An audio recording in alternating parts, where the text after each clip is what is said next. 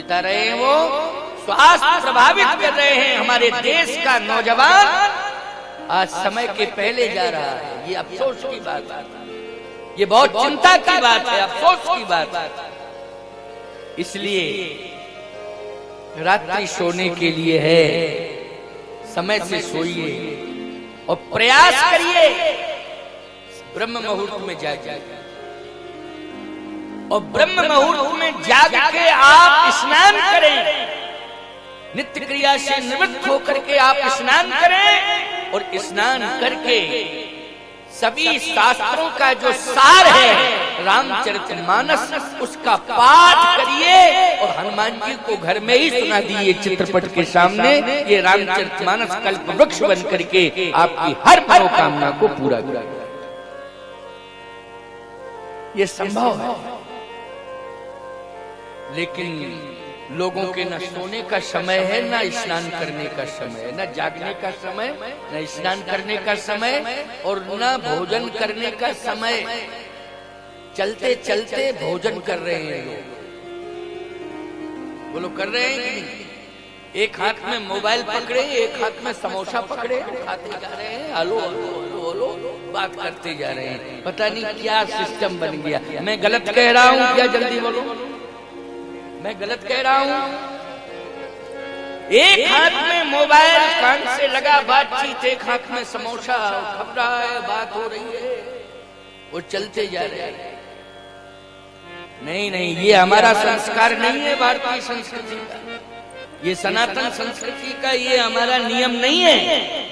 हम हिंदू हैं, सनातनी हैं, हमें अपनी मर्यादा में ही हर कार्य करना चाहिए। बोलो भाई, यदि हम पश्चिमी कल्चर से प्रभावित होकर के कार्य कर रहे हैं तो हम निश्चित रूप से हिंदू सनातन धर्म के साथ धोखा कर रहे हैं। हम जन्म लिए हैं हिंदू संस्कृति में, लेकिन पश्चिमी कल्चर की परंपरा को अपना रहे हैं, तो धोखा दे रहे हैं कि नहीं दे रहे हैं अपने सनातन धर्म को, हिंदू संस्कृति को। आज रामचरितमानस आपको बैठना, उठना, चलना, फिरना, खाना, ये सब सिखाता है। जो माता पिता नहीं सिखा सकते हैं, वो रामचरितमानस ग्रंथ आपको बताएगा। आप एक बार विश्वास तो करिए। ये बहुत अच्छा निर्णय लिया है राम कथा सुनवाने का, कि राम कथा सबको सुनाई जाए। मैं तो पूरे देश में कथा कह रहा हूँ, राम कथा में ही मैं बिजी रहता हूँ, व्यस्त रहता हूँ। प्यारे गजनेर पहली बार मेरा आना हुआ है, लेकिन राम कथा कहने के लिए आया हूं, तो मेरा विश्वास है अपना, और मेरा संकल्प है कि जितने भी श्रोता आएंगे उन सभी श्रोताओं को मैं रामचरितमानस से जोड़ूंगा, और मेरा प्रयास रहेगा कि घर घर में रामचरितमानस पहुंच जाए और घर घर में रामायण का पाठ हो। ये भी मेरा प्रयास रहेगा, क्योंकि रामचरितमानस ग्रंथ को राष्ट्रीय ग्रंथ घोषित कराना,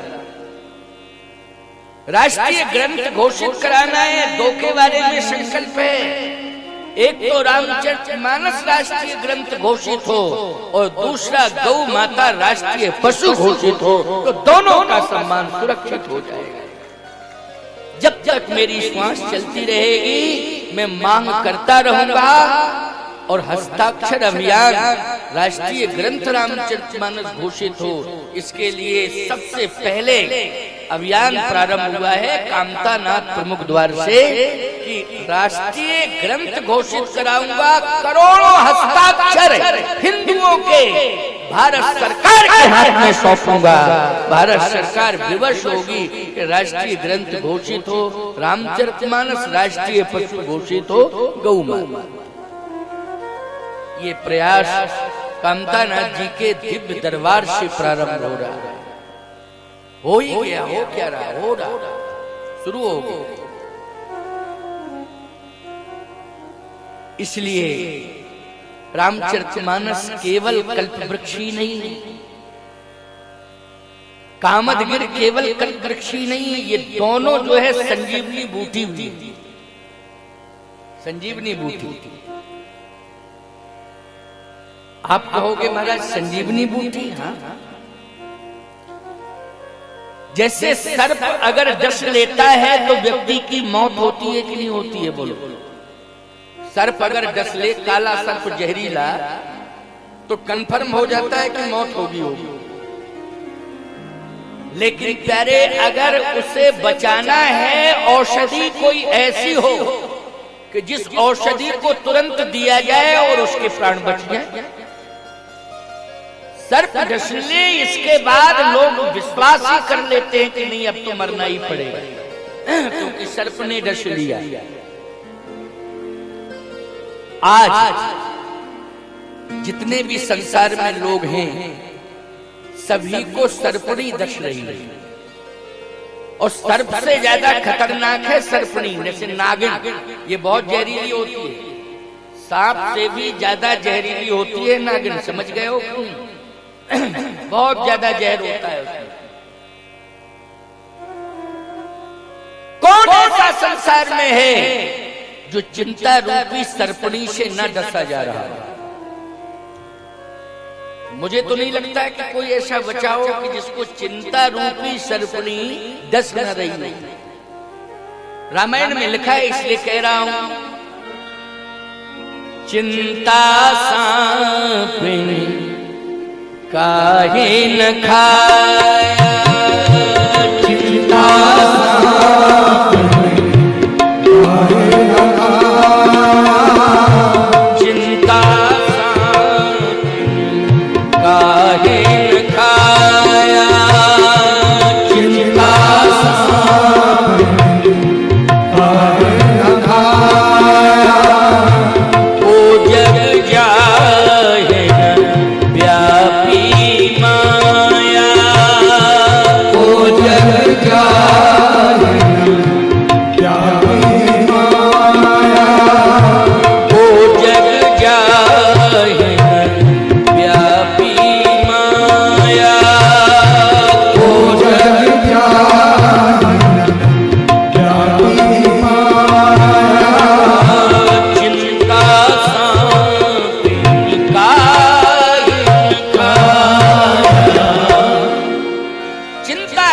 सर्पणी ने सबको डसा है।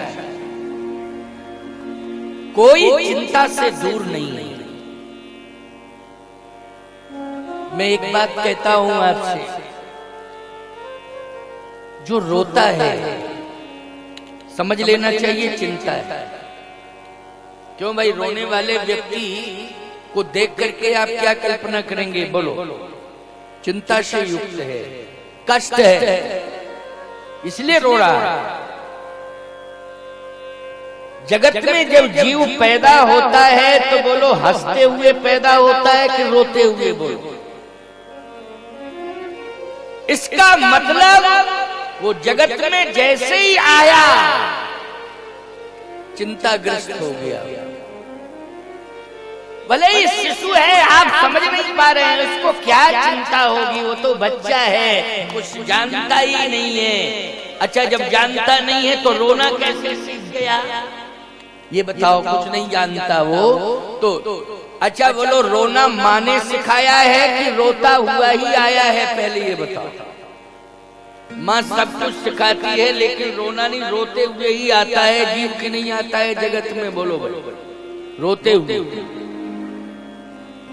शायद कोई बालक ऐसा हो जो रोते हुए नहीं आया है, वो महापुरुष ही हो सकता है। लेकिन ये जबरदस्ती फिर उसको रुलाता है, किसको रुलाया जाए किसी तरह से रोए। क्यों भाई? जो नहीं रोता है बालक वो तो शायद कोई महापुरुष ही है, लेकिन उसे जबरदस्ती रुलाया जाए। इसका मतलब है संसार में महापुरुष भी आता है, उसे भी संसार रुला देता है। प्यारे, ये संसार चाहे जितना बड़ा महापुरुष क्यों ना आए, राम कृष्ण को भी आके रोना पड़ा कि नहीं रोना पड़ा? बोलो। राम कृष्ण को आकर के रोना पड़ा, परशुराम नृसिंह भगवान को भी यहाँ आकर रोना पड़ा। नृसिंह भगवान को जरूरत क्या थी रोने की? लेकिन नहीं रोए हैं प्रहलाद के आने। भगवान नृसिंह ने प्रहलाद को इतना स्नेह दिया, इतना स्नेह दिया, पूरे शरीर को चाटने लगे और आंखों में आंसू। प्रहलाद जी ने कहा कि आप क्यों रो रहे हैं? भगवान नृसिंह ने कहा इसलिए कि आने में विलंब हो गया, इस बात का मुझे कष्ट है, इसलिए मैं रो रहा हूं। मुझे बहुत पहले आना चाहिए था प्रहलाद, लेकिन आने में विलंब हो गया है, इसलिए मैं रो रहा हूं। तो बोलो रोना पड़ा कि नहीं रोना पड़ा? जल्दी बोलो। रोना पड़ा। भगवान कृष्ण को रोना पड़ा, राम को रोना पड़ा, परशुराम जी को भी रोना पड़ा। भगवान को आके रोना पड़ता है। कबीर को रोना पड़ा, तुलसी को रोना पड़ा, सूर को रोना पड़ा, नानक को रोना पड़ा, एकनाथ नामदेव को रोना पड़ा। बोलो रोना पड़ा कि नहीं? इस जगत में जो भी आया है चिंता रूपी सर्पणी ने उसको रुलाया है, दशा है और रुलाया है। चिंता सांप निकाहे न खाया, को जग जाए न व्यापी माया। लेकिन प्यारे ये चिंता रूपी सर्पणी कुछ नहीं बिगाड़ पाएगी अगर आपके पास संजीवनी बूटी है तो। बोलो भाई, संजीवनी बूटी अगर आपके पास है, अच्छा बोलो भाई, सर्प और नेवले का युद्ध होता है, नेवले का नकुल का युद्ध होता है ना, सर्प का और नकुल का युद्ध होता है।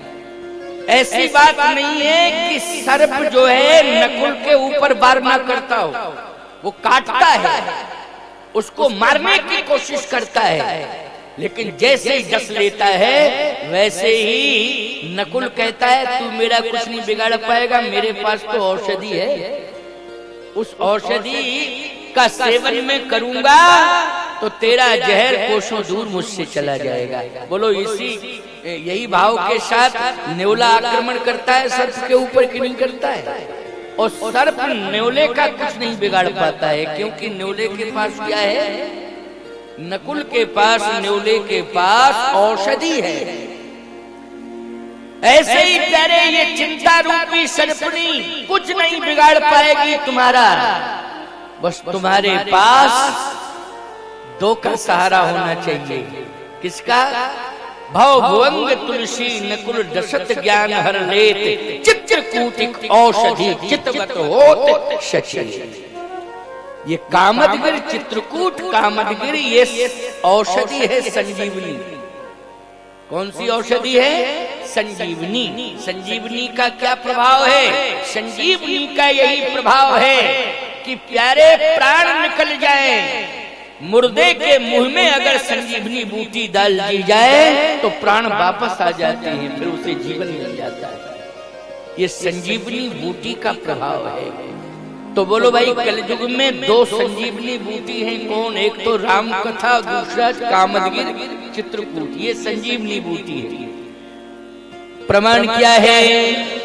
राम कथा कली कामद गाई, राम कथा कली कामद गाई, सुजन सजीवन मूरी सुहाई, सुजन सजीवन मूरी सुहाई, सुजन सजीवन मूरी सुहाई, सुजन सजीवन मूरी सुहाई। राम कथा कली कामद गाई। श्री राम की कथा संजीवनी बूटी है। संसार में भले ही लोग अपने को जिंदा मान रहे हो कि हम जिंदा हैं, देखने में वो जिंदा लग रहे हैं, लेकिन प्यारे इतनी चिंता है, इतनी चिंता है कि उनसे बात करो तो वो यही कहते हैं भैया हम तो मरे हुए हैं, तुम्हें लग रहे हैं कि हम जिंदा हैं, देखने में लग रहे हैं कि हम जिंदा हैं, लेकिन हम जिंदा नहीं हैं, हम मरे हुए हैं। बोलो भाई, चिंता युक्त व्यक्ति यही बात करता है कि नहीं करता है? मैं जिंदा नहीं हूं, मैं तो मरा हुआ हूं, क्योंकि अपने को अस्तित्वहीन वो मान रहा है। प्यारे ऐसी कंडीशन में कोई भी तुम्हारा साथ नहीं देगा। जब चिंता रूपी सर्पणी डसेगी तो सारे लोग दूरियां बना लेंगे, लेकिन उस समय दो का सहारा आपके जीवन में रहेगा। किसका? एक तो कामतानाथ भगवान का और दूसरा रामचरितमानस ग्रंथ का। ये सहारा रहेगा, संजीवनी बूटी बन करके आपके साथ रहेगा ये ग्रंथ। और कामतानाथ जी की कृपा आपको चिंता रूपी सर्पणी से कुछ भी नुकसान नहीं हो पाएगा, ये निष्प्रभावी रहेगी। इसलिए हम सबको केवल एक का ही सहारा पकड़ना है। एक तो भगवंत में श्री कामदानाथ जी का और ग्रंथ में रामचरितमानस का। बस दो का सहारा मिल गया, जीवन पार हो जाएगा। ये संसार तुम्हारा कुछ नहीं बिगाड़ पाएगा। ये संजीवनी बूटी है रामचरितमानस की कथा। आप पी रहे हो कि नहीं पी रहे हो? बोलो, बैठे बैठे क्या कर रहे हो? पी रहे हो ना? आप कहो महाराज पी रहे हैं, मुंह तो सबके बंद है। अरे कर्णेंद्रिय के द्वारा पी रहे हो। पेयम पेयम श्रवण के, श्रवणेंद्रिय के द्वारा, कानों के द्वारा पी रहे हो। बोलो, सबके कान खुले हुए हैं कि बंद हैं? सभी के कान खुले हुए हैं। कर्णेंद्रिय के द्वारा आप राम कथा मृत पी रहे हो। ये मृत मानी अमृत, राम कथा अमृत। ये राम कथा का अमृत पी रहे हो, यही संजीवनी है। संजीवनी मानी अमृत ही होता है। तो आज आपको ये पीने को मिल रहा है, अमृत पीने को मिल रहा है। इस अमृत को